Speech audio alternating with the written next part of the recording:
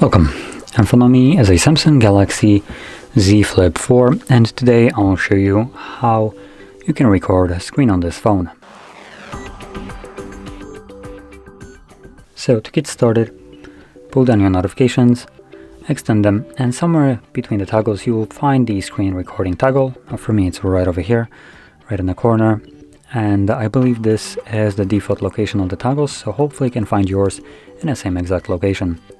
Once you locate it, if you're doing this the first time around, you can hold it, and this will take you to the settings where you can just see how it's all set. If you need to change something, go right ahead and do so.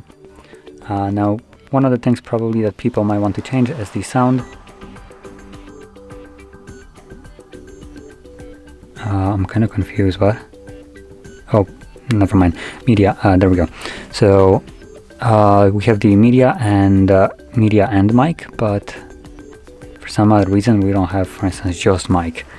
So a little bit of a bummer if you're planning to just do that, but yeah, you have a choice right here. Now I'll mention one more thing. If you're planning to pick the media and mic, I do recommend using something like earbuds for this. Otherwise the microphone might be picking up the sound that is coming from the speakers, and it will create an unwanted echo effect. So thus earbuds would be the best option right here, or just record media instead only. Now another thing right here is the selfie size, so you can choose if you want to record your video with a selfie, and this will be the actual size that is on this screen. So if you want it to be smaller, just choose a size, and the actual toggle for the selfie camera will be visible once you start recording. And probably another and one of the more important options would be the video quality. We are set to high, which is good. If you're set to anything else, I would recommend probably changing it to high 1080p.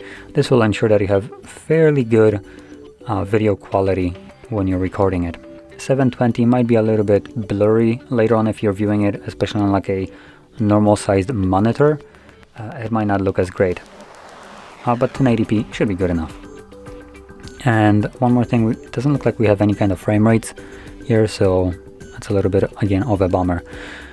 There's a couple additional toggles which you can go through and set them up if you want to. The only thing that I will turn on is the show taps and touches, so you can kind of see how that looks like on a recording, and you can then discern if you want to use this or not. So anyway, let's just tap on the toggle now. It gives us the sound recording and the show taps and touches options here as well, but I already set it up to be as I want to. There we go. As you can see, it's now recording, and you can see this kind of dot that is following my finger. This is the show taps and touches option.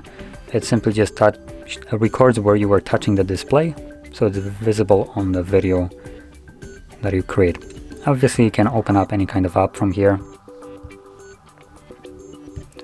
You can also pause the recording by tapping on these two bars that were here. You can resume it. You can draw on the screen, add the selfie camera, and obviously stop it. Now once you stop the screen recording, it gets automatically saved to your Photos application, or gallery in this case. So we can open that up. There is only one thing, as you can see right here, but you can also locate it in albums, and it will create a screen recording album. When you tap on it, obviously you can watch the screen recording from here. So I'm just gonna let it play out.